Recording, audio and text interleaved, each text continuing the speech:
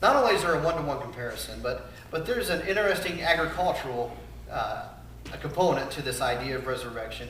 In 1 Corinthians chapter 15, verses 35 through 38, we read these words. But some will say, how are the dead raised?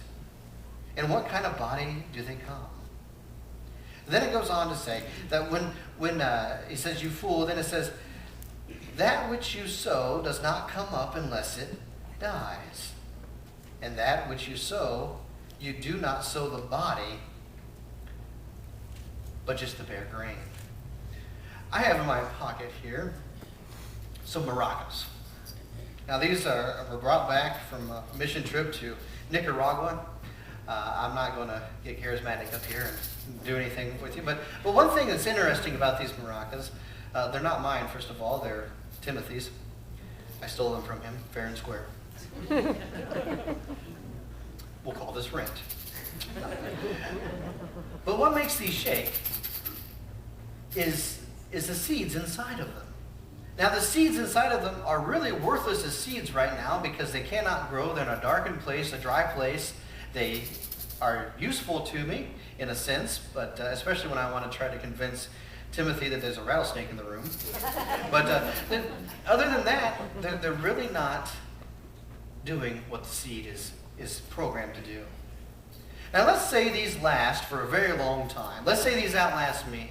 Maybe Timothy hands them down to his kids, and then his kids hand them down to their kids or their grandkids.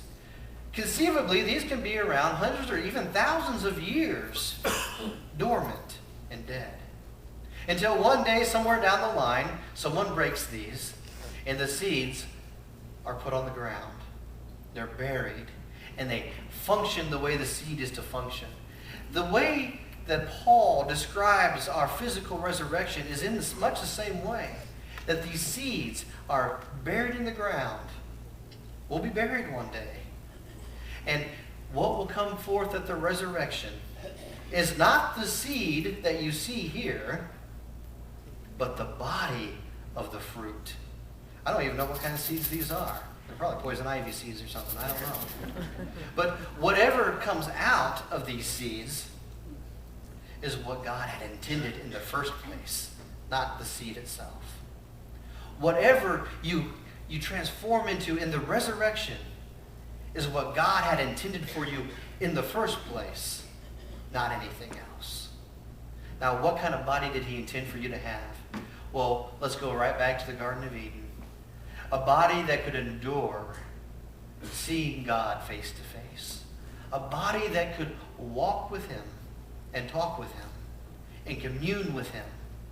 A body that was not tainted by death or sin or sickness, disease, all of that erased. And the seed that you are now will blossom and bloom into the glorious, imperishable body that you will be given at the resurrection.